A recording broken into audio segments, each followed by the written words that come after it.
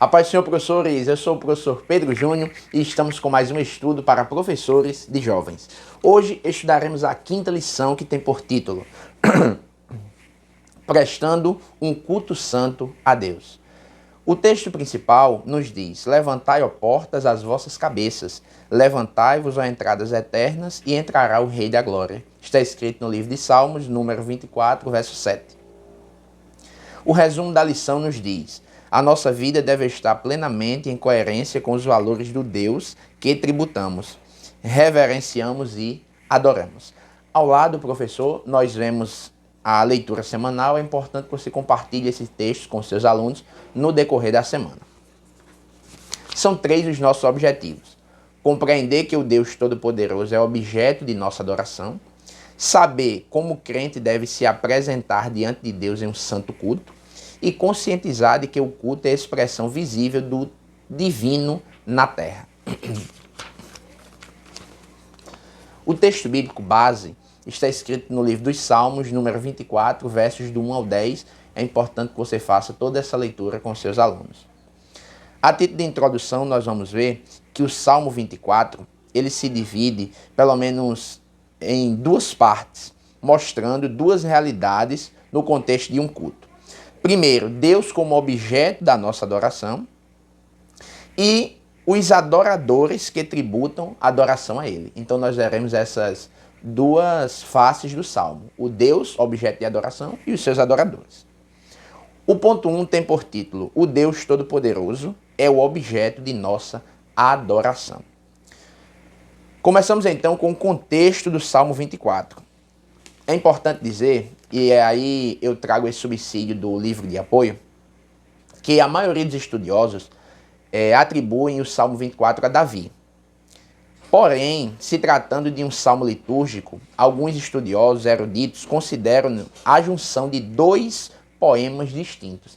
É como se o primeiro poema fosse do verso 1 ao verso 6 e o segundo do 7 ao 10.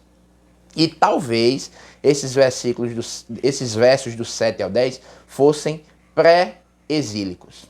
Mas aí, com o tempo, eles foram unidos em uma composição única, ok? Então foi durante o período pós-exílico, e não pré, que as festividades da Lua Nova e do Ano Novo tornaram-se religiosas especiais. Nesse período, por igual modo, elas foram incorporadas à festa geral dos tabernáculos. A título de divisão em relação à estrutura do Salmo, o Salmo está estruturado em 2 partes: a verdadeira natureza da adoração, dos versos 1 a 6 do Salmo 24, e depois a coroação do rei, Salmo 24, versos do 7 ao 10. Então, nessa primeira parte, o salmista aponta a natureza da verdadeira adoração, considerando o objeto da adoração, que é o próprio Deus, e a vida de quem o adora, que não se pode fazê-lo de qualquer maneira. O adorador não se aproxima de Deus, um objeto de adoração tão sagrado, tão precioso, de qualquer maneira. É necessário um preparo, uma vida condizente com essa adoração. Então o salmista exalta a grandeza de Deus, colocando ele como criador dos céus e da terra, dizendo que ele fundou todas as coisas, e os seus adoradores, portanto, precisam apresentar-se a ele com um coração impuro de maldade, como nós vemos nos versos 3 e 6. Então, nesse contexto, a santificação é indispensável para a adoração a Deus. Há aqueles que pensam que Deus recebe qualquer tipo de adoração. Não. E ele olha o adorador e a adoração.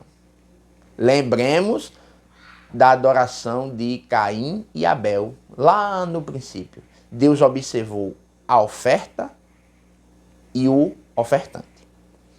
Já na segunda divisão, sobre o coração do rei, nessa segunda parte do Salmo, o cenário é de um arauto, alguém que proclama a chegada solene de um rei. E aqui nós vamos ver que,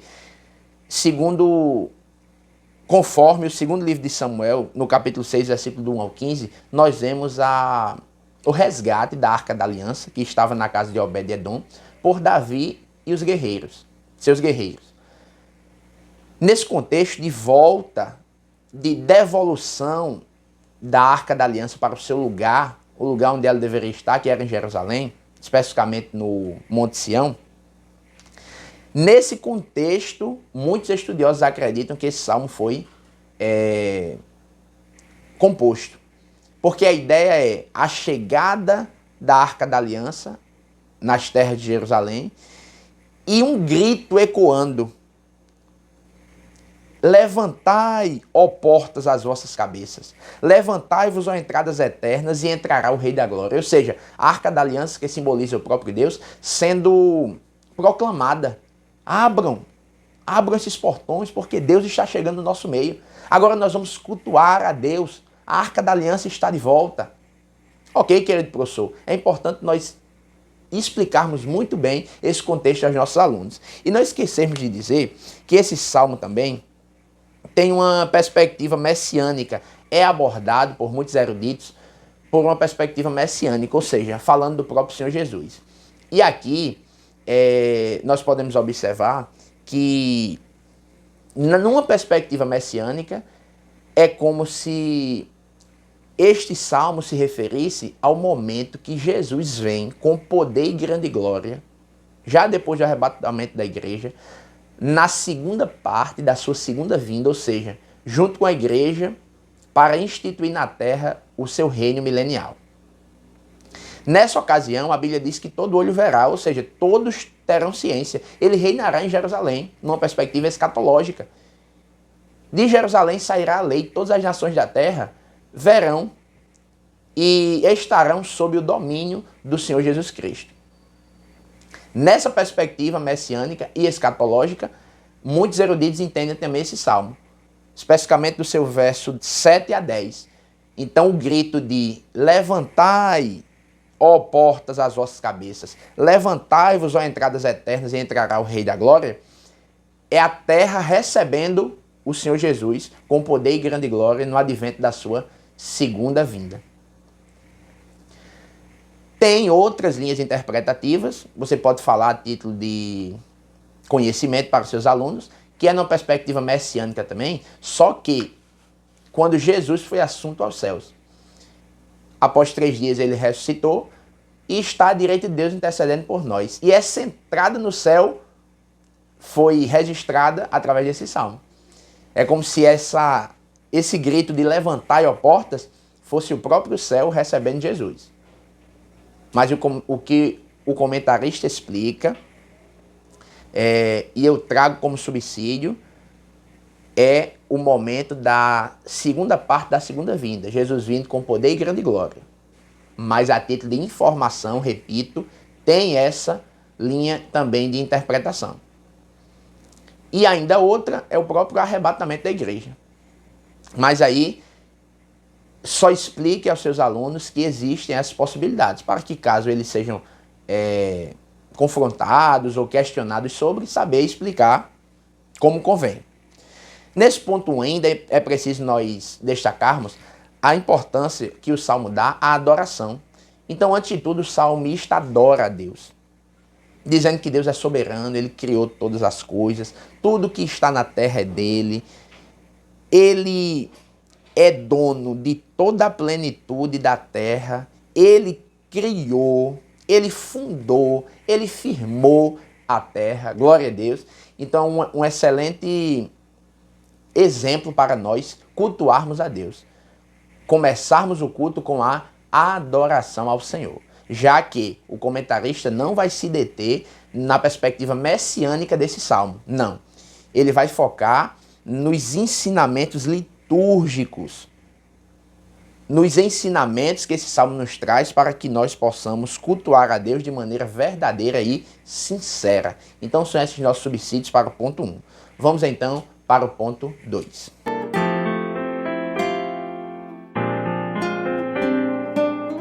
O ponto 2 tem por título: como se apresentar diante de Deus em santo culto. Há muitas pessoas que acham que podem cultuar a Deus de qualquer forma, que Deus recebe qualquer tipo de louvor, qualquer tipo de adoração, qualquer culto. Tem gente que de maneira cultural nem se dá conta do que está dizendo no momento, mas diz assim: Senhor, nos dá um culto abençoado. E aí é o momento de nós alertarmos os nossos jovens sobre essa expressão. Deus não nos dá um culto. Deus recebe o nosso culto. Então é possível ou é bom que troquemos essa frase, troquemos essa frase pela seguinte: Senhor, nos ajude a te dar um culto abençoado. Nos ajude a te dar um culto da forma como o Senhor merece. Nos ajude a colocarmos para fora o nosso melhor nesse culto que oferecemos a ti. Ok? Então, nesse ponto aqui, é importante nós destacarmos a pureza do coração que o salmista resgata aqui. Ele começa a fazer interrogações. Ele diz assim: quem subirá ao monte do Senhor ou quem estará no seu lugar santo? Ele pode estar fazendo referência aqui ao monte Sião, era o lugar onde a arca estaria, e o lugar de adoração dos judeus. Então diz: quem subirá a este monte? Quem é que vai adorar a Deus? Quem pode fazer isso? Qualquer um? Não. Responde no verso 4. Aquele que é limpo de mãos e puro de coração. Aqui traz uma exemplificação de um coração puro, de alguém que busca andar em retidão, de alguém que está fazendo a vontade de Deus, de alguém que se desvia do mal, que se afaste do pecado e que procura ter uma vida santa diante de Deus. Não é ausência de pecados aqui, não. São palavras que apontam para um coração que busca servir a Deus com integridade, sem fingimento, sem mentira. No ponto 2 ainda, nós vamos observar bênçãos e justiça da parte de Deus para estes que o adoram em espírito e em verdade. Observemos o verso 5 e 6. Este receberá a bênção do Senhor e a justiça do Deus da sua salvação. Esta é a geração daqueles que buscam a tua face, ó Deus de Jacó. Então há recompensa para os verdadeiros adoradores. Há bênçãos de Deus, a justiça de Deus para quem adora em espírito e em verdade. Deus não fica alheio, apático ao verdadeiro adorador. O adorador é chamado para se apresentar diante do Altíssimo, para adorá-lo, buscá-lo e exaltá-lo, conforme Romanos 12 e 1. Observemos a adoração, o louvor, a oferta de Caim e de Abel. Deus olha, reconhece, aceita e aprova a oferta de Abel. Mas a de Caim não. Por quê? A oferta não foi boa e o ofertante também não estava em posição digna. Não é de qualquer forma que se adora a Deus. Tanto a nossa oferta, tanto o nosso louvor, nossa adoração, precisam ser bons, como também nossa vida. Deus observa tanto a adoração quanto o adorador. Então, nesse ponto, é importante que nós frisemos isso para os nossos alunos. Tratemos da pureza do coração. Não adianta morrermos de cantar e estarmos vivendo uma vida de pecado lá fora. Na igreja ser uma coisa e fora ser outra. Nós precisamos ser um adorador por excelência. Não só a nossa adoração deve ser boa, mas nós, enquanto pessoas adoradoras, precisamos ser bons também. Precisamos estar seguindo os passos de Jesus, o caminho dele, para que possamos também usufruir de todas essas promessas que ele nos concede, todas essas bênçãos que ele nos prometeu, quando somos verdadeiros adoradores. Vamos então para o terceiro ponto da lição.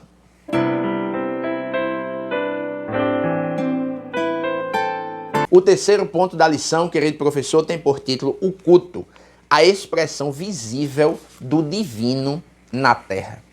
Então, o culto pode ser compreendido como sistemas particulares de adoração religiosa com referências especiais a rituais e cerimônias, segundo o dicionário bíblico de Wycliffe.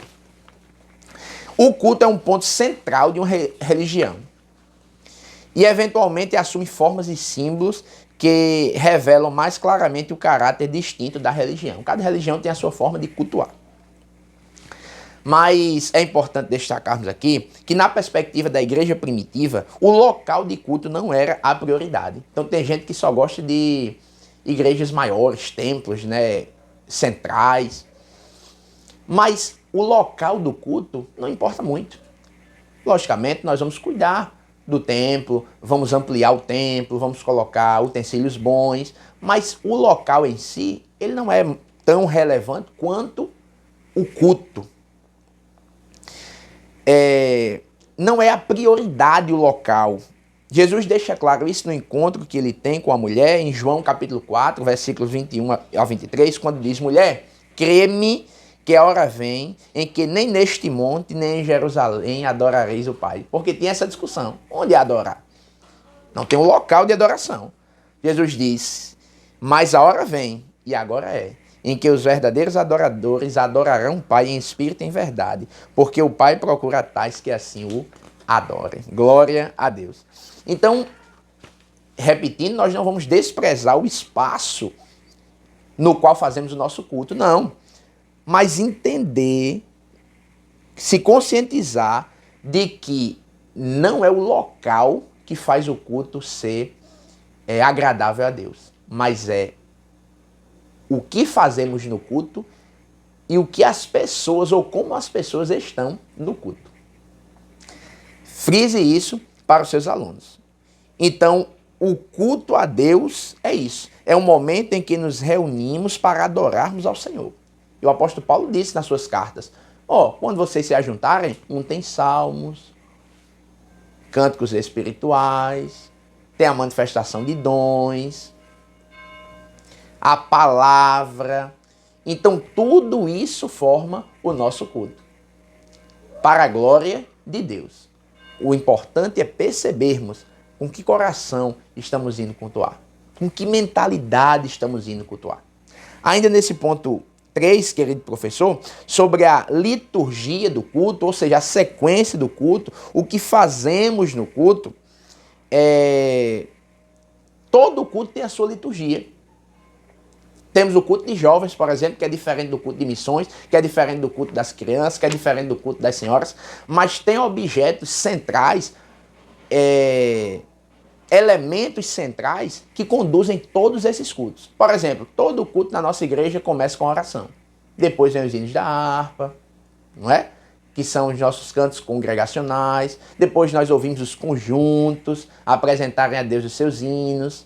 Tem um momento da palavra, tem a apresentação dos visitantes, tem um momento de adorarmos a Deus com nossos dízimos, nossas ofertas, tem mais louvores, tem a palavra, oração final, bênção apostólica.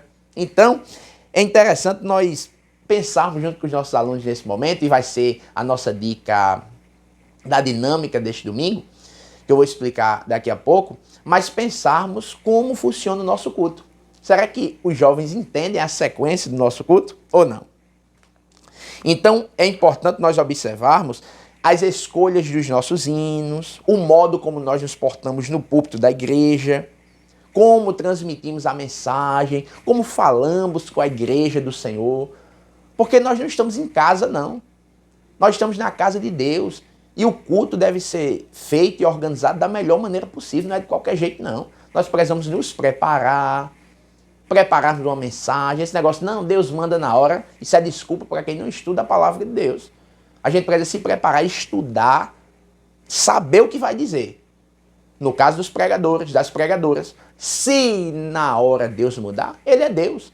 Mas você não estuda, não se prepara, não, Deus vai me dar. Isso é displicência, relaxamento, descaso com a obra e com o chamado de Deus. Então nós precisamos nos organizar. Esse salmo nos ensina também sobre isso. Por fim, não menos importante, como devo me preparar para o culto? 1 Samuel 16, versículo 7 diz assim: o Senhor não vê como vê o homem, pois o homem vê o que está diante dos olhos, porém o Senhor olha para o coração.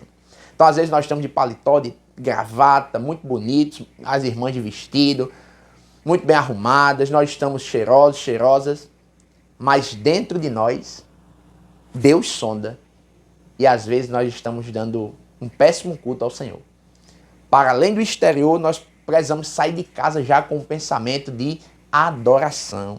Glória a Deus. Então, no momento do culto, nós estamos subindo ao monte. Nós estamos subindo ao Monte Santo. E como nós estamos subindo? Esse salmo nos faz refletir sobre isso também. O Rei da Glória está lá. Então nós precisamos adorar a Deus com todo o nosso coração, com o nosso interior sincero, puro em espírito e verdade. Essa lição é sobre culto, é sobre adoração a Deus. Então nós precisamos falar isso para os nossos alunos, para que nós possamos render um culto excelente ao Senhor. Não é Ele que nos dá o culto, nós damos o culto ao Senhor. Então são esses os nossos subsídios, nossas dicas, para que você enriqueça cada vez mais as suas aulas. Vamos então para o nosso momento EBD.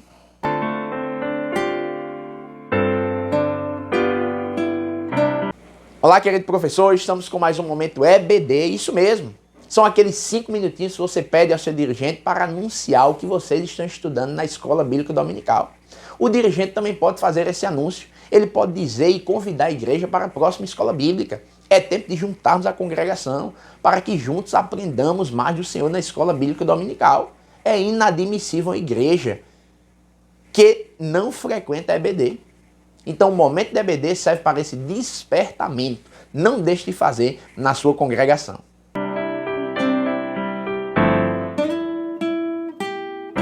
Olá, querido professor, estamos com mais um momento de dicas pedagógicas para que você enriqueça cada vez mais as suas aulas. Então, nós temos as nossas 3 dicas de sempre. A primeira dica é a dinâmica trimestral. Isso mesmo. No vídeo passado você viu uma das nossas jovens da AD Cidade Maravilhosa, no setor 15, no bairro do Valentina, falando ou lendo para nós, nos apresentando um excelente poema que ela construiu, baseado também no dia da Páscoa, falando da morte e ressurreição do nosso Senhor Jesus. E é essa a nossa dinâmica trimestral. É que com base nos salmos nós possamos criar também os nossos salmos, nossos cânticos, nossas poesias, para louvarmos e bendizermos o nome de Jesus. Então, junte os seus alunos, converse com eles, explique, ajude-os, para que nós possamos também produzir louvores e bons louvores para a glória de Deus. Louvores que não massageiam os nossos egos, mas que adorem a Deus em espírito e em verdade.